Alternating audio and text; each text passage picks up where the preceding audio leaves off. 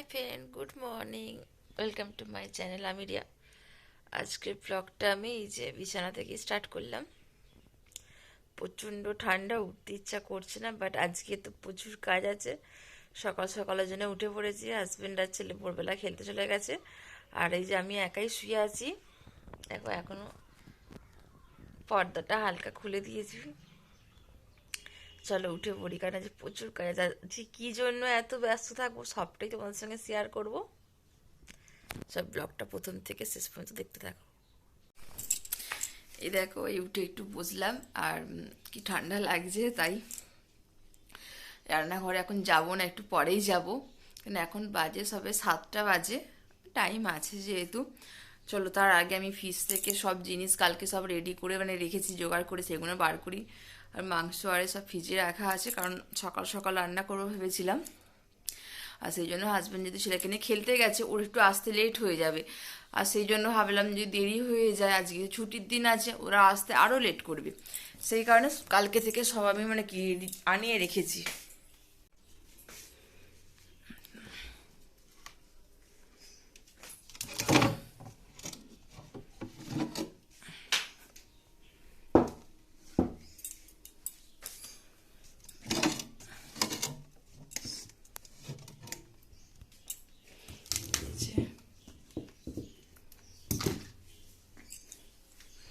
এখন আর কিছু নেই এতে।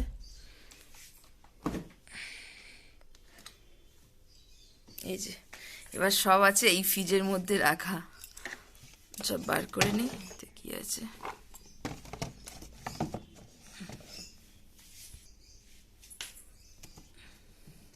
কি বলতো, আমি তো আজকে সকালে আর এত কিছু পারবো না, সেই জন্য কালকে থেকে সব আমি রেডি করে রেখেছি, কেটে বেটে সব জিনিসটা। এতে যে কাঁচা লঙ্কার পেস্ট করা আছে এটাতে, আর এটাতে গাজর কুচি আছে, গাজর। আর এই দেখো এটাতে এই যে পনিরটা এনেছিল, পনিরটা একটু প্যাকেট করা হয় না। হ্যাঁ, এই তো আছে। আর যে এটাতে আছে সেই খেজুরের গুড়। আজকে হচ্ছে আমার ছেলের জন্য গুড়ের পায়েস করবো। আমার ছেলে গুড়ের পায়েস খেতে ভালোবাসে। এই দেখো রান্নার সব জিনিস বার করে নিয়েছি, এবার রান্নাঘরে নিয়ে যাব। কারণ আসলে আমি এই ফ্রিজ রান্নাঘরে যে ফ্রিজটা আছে, ও তো অনেক জিনিসপত্র আছে, আর সেই কারণে এই ফ্রিজেতে আমি এইগুলো সব রেখে গিয়েছিলাম কালকে। আর আজকে হচ্ছে এই গুড়ের পায়েস বানাবো, খেজুরের গুড়ের পায়েস বানাবো আজকে। কারণ বাড়িতে অনেকটাই গুড় আছে, এই গুড়টাও আছে, এটা দিয়ে বানিয়ে নেবো আজকে। তারপরে তো সেখানে বাটিতে রাখা আছে। আর পনিরের কি রেসিপি করছি সেটা সব তোমার সঙ্গে শেয়ার করবো। চলো রান্নাঘরে নিয়ে যাই। আরে দেখো, এই গোলাপগুলো হচ্ছে আমার গাছের গোলাপ। আমি ওই মাঝে মাঝে প্রচুর গোলাপ ফোটে, কিছুটা নিয়ে এসে আমি টেবিলে একটু সাজিয়ে রাখার চেষ্টা করি, কারণ আমার খুব ভালো লাগে। গোলাপটা সব থেকে বেশি ভালোবাসি আমি। দেখেছো কি সুন্দর লাগছে, এগুলো একদম টাটকা টাটকা আছে, আর এইগুলো পাপড়ি ঝরে যাচ্ছে। এই যে এ দেখো, মোটামুটি অনেকগুলো কাজ হয়ে গেছে। এ দেখো বিছানা আরে সব পরিষ্কার করে নিয়েছি, আর ওই ঘরটাও পরিষ্কার করে নিয়েছি, আর এই যে টেবিল ফেবিল সব মুছে নিয়েছি।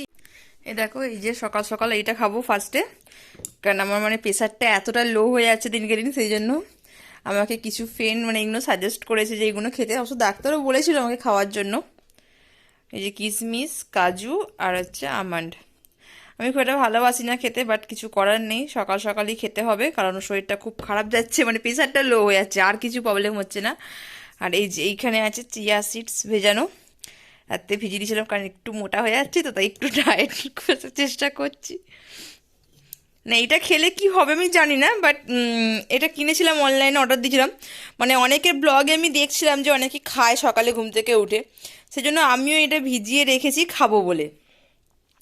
এটা হালকা গরম জল করে খেয়ে নেবো। তার আগে চলো এটা খেয়ে নিই।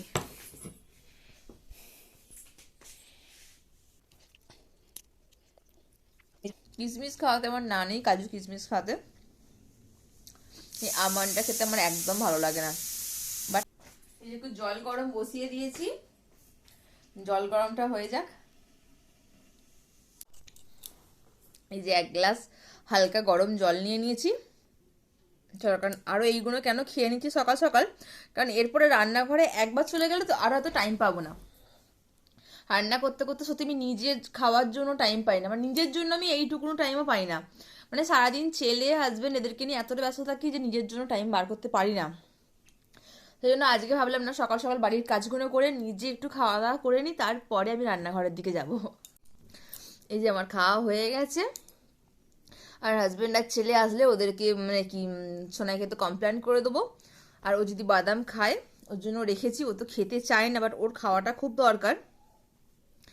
ও ভীষণ বদমাশ, মানে খাওয়া দাওয়ার দিকে আমার ছেলের প্রচণ্ড সমস্যা, খেতেই চায় না কোনো জিনিসটা। আর সত্যি কথা বলছি, আমি না নিয়মিত ব্লগ দিতে পারি না, তার কারণ হচ্ছে আমার মানে কি ভালো করে ক্যামেরা ধরে দেওয়ার কেউ নেই। আমি নিজে যতটা পারি চেষ্টা করি, আর আমার সেইভাবে টাইমও হয় না, কারণ আমার ছেলেকে দিয়ে আসা নিয়ে আসা স্কুলে, তারপর ওকে রেডি করা, আমার ছেলে নিজে কিছুই সেরকম কিছু করতে পারে না, মানে এতটাই মানে ছোট, মানে কি বলবো, হয়তো অনেকে বলে না বড় হয়ে গেছে, বাট ও এখনো পুরো বাচ্চা বাচ্চাই আছে, মানে নিজের কিছুটা নিজে করতে পারে না, সবটা আমাকে করে দিতে হয়। মানে ওকে স্নান করিয়ে থেকে খাওয়ানো থেকে সবটা আমাকে করে দিতে হয়, সেই কারণে মানে কি আমি একদম টাইম পাই না। তারপর স্কুলে দিয়ে আসাটা ছাড়ো, মানে এমনি খেলা থাকে, খেলতে নিয়ে যাওয়া নিয়ে আসা, তারপর কলকাতার দিকে যেতে হয় যেহেতু আমাকে, মানে ছেলেকে নিয়ে, মানে এরকম তো প্রচুর সমস্যা হয়। আর সপ্তাহ দিন তো ধর্মতলায় যাই আমি ওকে নিয়ে, মানে এরকম। তারপর তো এদিক ওদিক ম্যাচ থাকে, যাই। তো হাজব্যান্ড অফিসে যায়, ওর অতটা টাইম হয় না, মানে এই দিকটা সবটা আমাকেই দেখতে হয় ছেলেকে নিয়ে, আর সেই জন্য আমার ভিডিও করার টাইম হয় না। জানি আমি ব্লগ দিতে পারি না, মাঝে সাঝে দিই। চলো দেখে নাও আজকে কি করছি সারাদিন, সবটা তোমাদের সঙ্গে শেয়ার করবো। দেখো, প্রথমে টমেটোর চাটনি বসিয়ে দিয়েছি, এখানে খেজুর আর আমসত্ত্ব কাটা আছে, আর কাজু কিশমিশ দিয়ে এটা বানাবো। এই দেখো, বর এখন নিয়ে আসলো এই যে পাবদা আর চিংড়ি, চিংড়ি মালাইকারি করব, আর হচ্ছে পাবদা মাছের এমনি সর্ষে বাটাতে একটু ঝাল করব। আর এই যে এইগুলো হচ্ছে চিকেন, মানে তন্দুরি করব। এখনো ফ্রিজে ছিল, সেই জন্য এখনো মানে বরফ হয়নি, মানে প্রচণ্ড হয়েছে, একটাই ছেড়েছে শুধু। আহ, দেখো ফুলকপি রোস্ট হয়ে গেছে, এখানে বিনস আর গাজরটা ভেজে রেখেছি, আর এই যে এখানে চিংড়ি মাছের মালাইকারিটা হচ্ছে। এই দেখো রান্না কমপ্লিট। দেখো এটাতে শাহী পনির বানিয়েছি, আর এই যে এটাতে চিলি চিকেন আছে,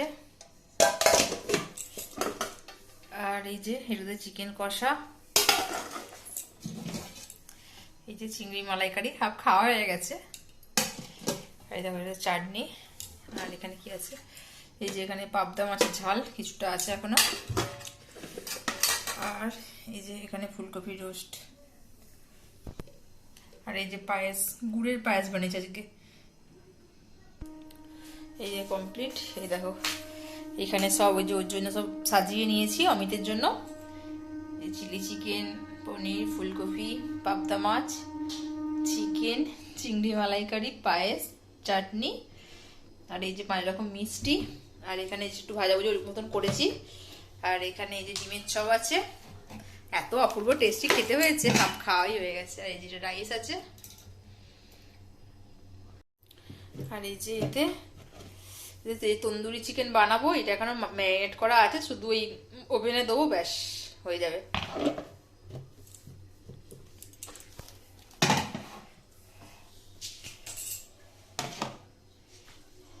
এই যে থালা রেডি করে নিয়েছি, এখানে সব সাজিয়ে নিয়েছি, শুধু ভাতটা রেডি করবো, ব্যাস হয়ে যাবে। এই দেখো চিকেনগুলো গ্রিল করার জন্য রেডি করে নিচ্ছি, কারণ এবার তো এটা গরম গরম দেবো বলে একটু লেট করলাম। এদিকে সবটি আমার রেডি হয়ে গেছে, সেই কারণে ভাবলাম খাওয়ার সময় এটা গরম গরম জাস্ট ওভেনে দিয়ে দেবো, তাড়াতাড়ি হয়ে যাবে।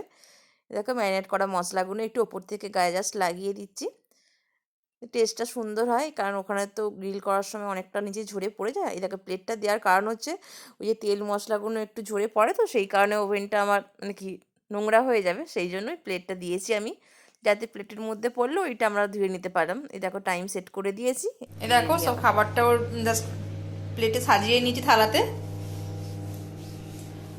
আর ওখানে মাইক্রোওভেনে শুধু চিকেনটা দিয়েছি, ব্যাস।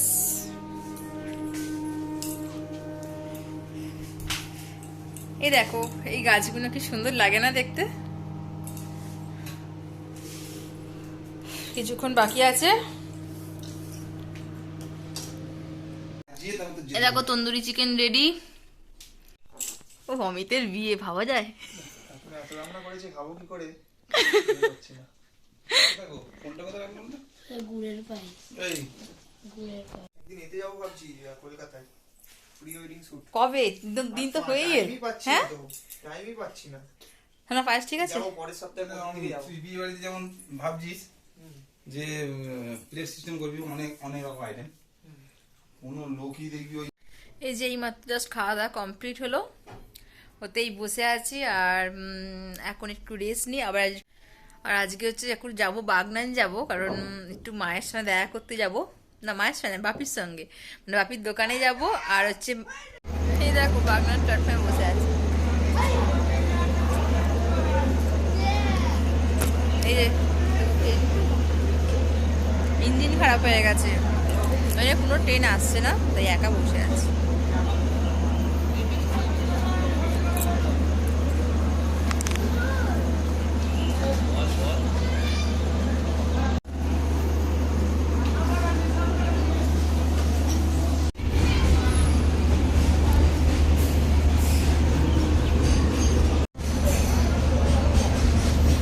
এখনো বসে আছি।